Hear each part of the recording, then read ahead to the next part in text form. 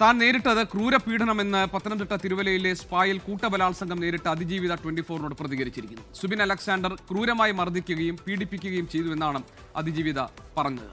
തനിക്കൊപ്പമുണ്ടായിരുന്ന സഹപ്രവർത്തക ഗുണ്ടകൾക്കൊപ്പം നിന്നു. ഞായറാഴ്ച ദിവസങ്ങളിൽ ഡ്യൂട്ടിക്ക് എത്താതിരുന്ന സഹപ്രവർത്തക അന്ന് ഡ്യൂട്ടിക്ക് എത്തിയതിൽ സംശയമുണ്ടെന്നും അതിജീവിത ആരോപിക്കുന്നു. ചെന്നപ്പം ഇതിന്റെ മെയിൻ സുബിൻ നമ്മുടെ കൗണ്ടറിലെ കസേരയിൽ കയറിയിരിക്കുക. അവൻ നല്ലതായിട്ട് ഉപദ്രവിക്കുമായിരുന്നു.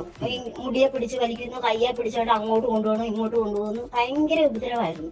എട്ടൊക്കെ എന്റെ മുഖത്തിന്റെ ഒരൊറ്റ അടിയവന് ഇടത്തെ കൈയുടെ ഓർത്തിന്റെ നന്നായിട്ട് അടിച്ചു. എന്റെ പുറത്തിന്റെ അവന്റെ മുട്ടുകൈ വെച്ചിട്ട് ഒരൊറ്റ ഇടിയ. അവൻ പെട്ടെന്ന് തന്നെ അവന്റെ പോക്കറ്റിൽ നിന്ന് ഒരു കുഞ്ഞി കത്തി അത് പെട്ടെന്ന് എന്റെ തൊണ്ടക്കുഴിയിൽ വെച്ചു. എന്നിട്ട് അവൻ എന്റെ തലയ്ക്കും മുഖത്തിനിട്ടും തലമുടി ഇങ്ങനെ അവൻ തല പൊക്കി പിടിച്ചിട്ട് ഭയങ്കരമായിട്ട് ഉപദ്രവിച്ചു. നമ്മള് അനുഭവിക്കാത്ത ഒന്നുമില്ല, അതുപോലെ അവൻ എന്നെ അങ്ങോട്ട് ഉപദ്രവിച്ചു. അവൻ പറഞ്ഞു, ഞങ്ങൾക്ക് 50,000 രൂപ തന്നെ, നിങ്ങൾ 3 പേരും കൂടെ 50,000 രൂപയും ഞങ്ങളുടെ സാറ് 3 ലക്ഷം രൂപയും തന്നെന്ന് പറഞ്ഞു. തിരുവല്ലയിലെ കൂട്ടബലാത്സംഗം കൊട്ടേഷനാണെന്നാണ് സംശയം. തന്റെ സ്പാ തകർക്കാനുള്ള ശ്രമമെന്നും കൊട്ടേഷനാണെന്നാണ് ഗുണ്ടകൾ പറഞ്ഞതെന്നും ഉടമ 24നോട് പറഞ്ഞു. കൊട്ടേഷൻ കിട്ടിയിട്ടുള്ളതാണ് നമ്മൾ പറഞ്ഞത്. ഗുണ്ടപരിപാടിന്നുണ്ടെങ്കിൽ നമ്മളിപ്പോ പിരിവ് എന്ത് ചെയ്യണം, നമുക്ക് ആദ്യം വന്നിട്ട് ജസ്റ്റ് ഒന്ന് സംസാരിക്കണം. ഇത് ഒന്നുമില്ല, ജസ്റ്റ് വരുന്ന അറ്റാക്ക് ചെയ്യുവാണ്. ഒരു ഫസ്റ്റ് ടൈമാണ് നമുക്ക് വരുന്നത്. എന്താണെന്ന് നമുക്കറിയത്തില്ല. നമ്മുടെ ഇപ്പം സെയിം ഇൻഡസ്ട്രി എന്നുള്ള ആൾക്കാരായിരിക്കും ചാൻസ് ഉണ്ടാവുക. അല്ലെങ്കിൽ നമ്മളിപ്പോ തുടങ്ങിയിട്ട് തന്നെ കുറച്ച് ദിവസമായിരുന്നു സംഭവം. അതാണ് ഇത് തന്നെ ഉണ്ടായത്. ഇല്ല, ഇവരുമായിട്ട് നമുക്ക് യാതൊരു പരിചയമില്ല. കേസിൽ ഒളിവിലുള്ള 4 പ്രതികൾക്കായി അന്വേഷണം തുടരുകയാണ്. കേസ് അന്വേഷണത്തിന് പ്രത്യേക സംഘത്തെ നിയോഗിച്ചിട്ടുണ്ട്. പോലീസുകാർ ആരെങ്കിലും സ്പായിൽ നിന്ന് പണം മാസപ്പടിയായി വാങ്ങിയിട്ടുണ്ടോ എന്നും പ്രത്യേക സംഘം അന്വേഷിക്കും. ഷിജോ കുര്യൻ പത്തനംതിട്ടയിൽ നിന്ന് വിവരങ്ങളുമായി. ഷിജോ, ഈ സ്പായിൽ കടന്നു കയറി ആക്രമണം നടത്തിയ അവരുടെ ഉദ്ദേശം അല്ലെങ്കിൽ അതിന് പിന്നിൽ ആരാണ്, അത് കൊട്ടേഷൻ സംഘമാണോ എന്ന കാര്യത്തിലൊക്കെയുള്ള അന്വേഷണം തുടങ്ങിക്കഴിഞ്ഞല്ലോ. പ്രധാനമായിട്ടും നമുക്ക് അറിയേണ്ടത് എന്താണ് ഈ പീഡനം നേരിട്ട അതിജീവിത 24നോട് വെളിപ്പെടുത്തിയിരിക്കുന്നത്? എന്തൊക്കെ സംശയങ്ങളാണ് സ്പായുടെ ഉടമയ്ക്കുള്ളത്? പോലീസിന്റെ അന്വേഷണം ഏത് ദിശയിലാണ്?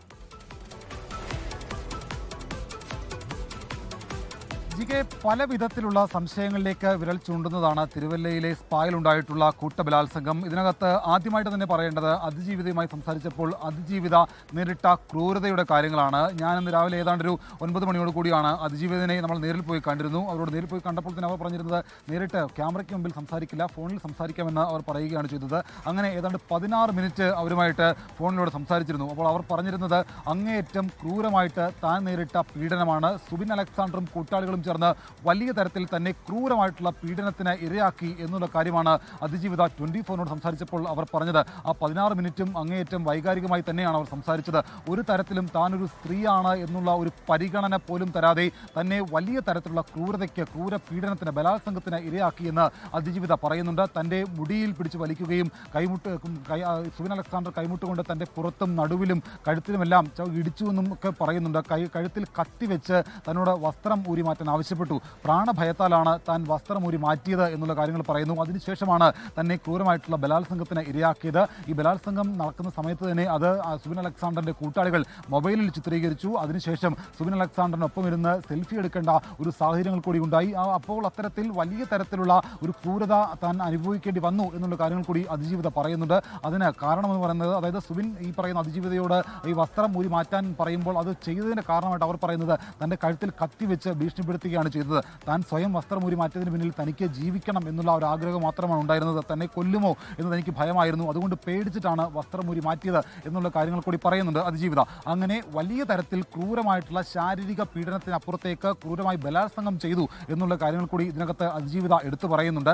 മറ്റൊരു സംശയം കൂടി അവർ പറയുന്നത്, ഈ സുബിൻ അലക്സാണ്ടറും കൂട്ടാളികളും കൂടി അവിടേക്ക് വരുമ്പോൾ തനിക്കൊപ്പം ഉണ്ടായിരുന്ന സഹപ്രവർത്തക ആദ്യഘട്ടത്തിൽ നിലവിളിക്കുകയും ഒച്ചവെക്കുകയും ഒക്കെ ചെയ്തിരുന്നു. എന്നാൽ പിന്നീട് ഇവർ മടങ്ങിപ്പോകുന്ന സമയത്ത്, തന്നെ ബലാത്സംഗം ചെയ്തതിന് ശേഷം അവർ ആ സ്പായിൽ നിന്ന് പണവും വാങ്ങി തിരിച്ച് മടങ്ങിപ്പോകുന്ന സമയത്ത് ഈ പറയുന്ന സഹപ്രവർത്തക അവർക്കൊപ്പം നിന്നുകൊണ്ട് അവരോട് കളിയും ചിരിയും വർത്തമാനവും ഒക്കെയായി ഗുണ്ടകൾക്കൊപ്പം നിൽക്കുന്ന ഒരു സാഹചര്യവും ആ ഒരു സ്ഥിതിയുമാണ് താൻ കണ്ടത് എന്നുള്ള കാര്യങ്ങൾ കൂടി ഈ അതിജീവിത പറയുന്നുണ്ട്. അപ്പോൾ സ്വാഭാവികമായിട്ടും ഈ അതിജീവിതരെ സഹപ്രവർത്തകയായിരുന്ന യുവതിയുടെ സഹായത്തോടു കൂടിയാണോ ഈ പറയുന്ന സുബിൻ അലക്സാണ്ടറും സംഘവും ആ സ്ഥാപനത്തിലേക്ക് വന്നത് എന്നുള്ള ഒരു സംശയം കൂടി അതിജീവിത പങ്കുവെക്കുന്നുണ്ട്. അപ്പോൾ അത്തരത്തിൽ ഈ പറയുന്ന ഗുണ്ട ടീമിന് എല്ലാ സഹായ സഹകരണങ്ങളും ഈ പറയുന്ന അതിജീവിതരെ സഹപ്രവർത്തകർ ചെയ്തു കൊടുത്തിട്ടുണ്ടോ എന്നുള്ള സംശയം കൂടി ഈ ഒരു സംഭവത്തിന് പിന്നാലെ വിരൽ ചൂണ്ടുന്നുണ്ട്. എന്തായാലും അതിജീവിതയുടെ ശബ്ദ സന്ദേശത്തിലൂടെ നമുക്ക് മനസ്സിലാകുന്ന ഒരു കാര്യമെന്ന് പറയുന്നത് ഈ അതിജീവിതയുടെ സഹപ്രവർത്തക സാധാരണ നിലയിൽ ഞായറാഴ്ചകളിൽ സ്ഥാപനത്തിലേക്ക് ജോലിക്ക് വരാറില്ല.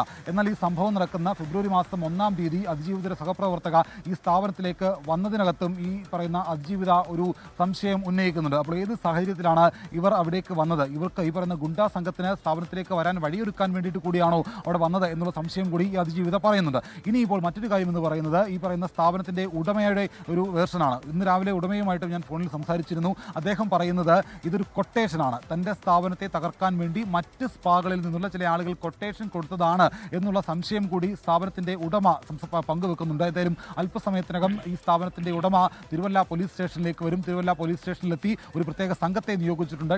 തിരുവല്ല DYSP ജിജുവിൻ്റെ നേതൃത്വത്തിലുള്ള ഒരു സംഘമാണ് ഈ കേസ് അന്വേഷിക്കുക. ഇവിടെ വന്ന് മൊഴി കൊടുത്തതിന് ശേഷമായിരിക്കും മറ്റ് തുടർ നടപടികളിലേക്ക് പോലീസ് അടക്കം കടക്കുക. നിലവിൽ എന്തായാലും ഈ കേസുമായി ബന്ധപ്പെട്ടുകൊണ്ട് അങ്ങേയറ്റം നിർണായകമായിട്ടുള്ള വിവരങ്ങളാണ് ഇപ്പോൾ 24-ലൂടെ ഇപ്പോൾ നമ്മൾ പുറത്തുവിടുന്നത്. അതിജീവിതയുടെ മൊഴിയിലടക്കം ഗുരുതരമായിട്ടുള്ള കാര്യങ്ങളുണ്ട്. ഇതിനകത്ത് സഹപ്രവർത്തകയുടെ ഒരു ഇപ്പോഴും ഷിജോ, ഇത് ഈ അന്വേഷണം ആരിലേക്കാണ് ചെന്നെത്താൻ പോകുന്നത് എന്ന കാര്യത്തിൽ എന്തെങ്കിലും ഒരു സൂചന പോലീസ് നൽകുന്നുണ്ടോ, അന്വേഷണ സംഘം നൽകുന്നുണ്ടോ? കാരണം ഇത് ഒരുപാട് സങ്കീർണമായി മാറിയിരിക്കുന്നു. അതെ JK, ഇത് പലവിധമായിട്ടുള്ള കാരണങ്ങളാൽ അങ്ങേയറ്റം സങ്കീർണമായിട്ട് ആകെ കുഴഞ്ഞു മറിഞ്ഞു പോകുന്ന ഒരു സാഹചര്യത്തിലേക്ക് കൂടി ഇത് പോയിട്ടുണ്ട്. അപ്പോൾ സ്വാഭാവികമായിട്ടും ഈ ഒരു സ്ഥാപനത്തെ തകർക്കാൻ വേണ്ടിയിട്ട് ആരെങ്കിലും കൊട്ടേഷൻ കൊടുത്തതാണ് എന്ന് വേണമെങ്കിൽ സംശയിക്കാം. അങ്ങനെ കൊട്ടേഷൻ കൊടുത്തതാണെങ്കിൽ തന്നെ എന്തിന് അവിടെയുള്ള ഒരു സ്ത്രീയെ, അവിടുത്തെ ഒരു ജീവനക്കാരിയായിട്ടുള്ള ഒരു ടെലികോളറായിട്ട് ജോലി നോക്കുന്ന ഒരു സ്ത്രീയെ എന്തിന് ഒരു കൂട്ട ബലാത്സംഗത്തിന് ഇരയാക്കണം എന്നുള്ളത് കൂടി ഒരു ചോദ്യമായിട്ട് ഉയർന്നു നിൽക്കുകയാണ്. അപ്പോൾ ആ കാര്യത്തിലേക്കടക്കം പോലീസിൻ്റെ അന്വേഷണം പോകും. ഈ കേസുമായി ബന്ധപ്പെട്ടുകൊണ്ട് 2 പേരെ നിലവിൽ പോലീസ് അറസ്റ്റ് ചെയ്തിട്ടുണ്ട്. 29 വയസ്സുകാരനായിട്ടുള്ള മരണം സുബിൻ എന്ന് വിളിക്കുന്ന സുബിൻ അലക്സാണ്ടർ, കുറ്റിപ്പുഴ സ്വദേശിയായിട്ടുള്ള സുബിൻ അലക്സാണ്ടറിനെ തിരുവല്ല പോലീസ് അറസ്റ്റ് ചെയ്തിട്ടുണ്ട്. സുബിന്റെ സുഹൃത്തും 33 വയസ്സുകാരനായിട്ടുള്ള ബെർലിൻ ദാസിനെയും പോലീസ് അറസ്റ്റ് ചെയ്തിട്ടുണ്ട്.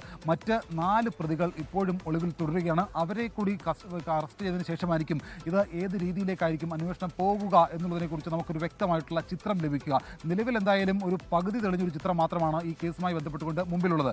അതിജീവിതനെ അതിക്രൂരമായിട്ട് അല്ലെങ്കിൽ സ്പായിലെ ജീവനക്കാരിയെ കൂട്ടബലാത്സംഗത്തിന് ഇരയാക്കുക, അവരെ ക്രൂരമായിട്ട് പീഡിപ്പിക്കുക, അതിന് എല്ലാ ഒത്താശയും സ്ഥാപനത്തിലെ ജീവനക്കാരി കൂടി ചെയ്തു കൊടുത്തു എന്ന് അതിജീവിത നമ്മളോട് പങ്കുവെക്കുന്നു. ആ കാര്യത്തിലടക്കം പോലീസിന്റെ അന്വേഷണം പോകുമെന്ന് നമുക്ക് പ്രതീക്ഷിക്കാം. തന്റെ സ്ഥാപനത്തെ തകർക്കാൻ വേണ്ടിയിട്ട് മറ്റ് സ്പാകളിലെ ഉടമകൾ ഒരുപക്ഷെ കൊട്ടേഷൻ കൊടുത്തതായിരിക്കാമെന്ന് സ്ഥാപന ഉടമ കൂടി സംശയം പങ്കുവെക്കുന്നു. അപ്പോൾ ആര് കൊടുത്തു, എന്തിനെയാണ് സംശയം, ആരെയാണ് സംശയിക്കുന്നത്, എന്തുകൊണ്ട് സംശയിക്കുന്നു എന്നുള്ള ചോദ്യം ചോദിക്കുമ്പോൾ തനിക്ക് സംശയമുണ്ട്. അത് ആരെയാണ് എന്നുള്ളത് ഈ ഒരു ഘട്ടത്തിൽ താൻ പറയുന്നില്ല, അത് പോലീസ് സ്റ്റേഷനിൽ പറഞ്ഞുകൊള്ളാം എന്നുള്ള കാര്യങ്ങൾ കൂടി സ്ഥാപന ഉടമ പറയുന്നുണ്ട്. അപ്പോൾ സ്വാഭാവികമായിട്ടും ഈ സ്പായുടെ പ്രവർത്തനം സംബന്ധിച്ചുള്ള കാര്യങ്ങളിലേക്കും ഈ പോലീസിന്റെ അന്വേഷണം പോകും. ഏതൊക്കെ സാഹചര്യത്തിലാണ് സ്പാ പ്രവർത്തിച്ചിരുന്നത്, അവിടെ മറ്റെന്തെങ്കിലും അസ്വാഭാവികമായിട്ടുള്ള കാര്യങ്ങൾ നടന്നിട്ടുണ്ടോ എന്നുള്ള കാര്യങ്ങളിലേക്ക് കൂടി അന്വേഷണം പോകും.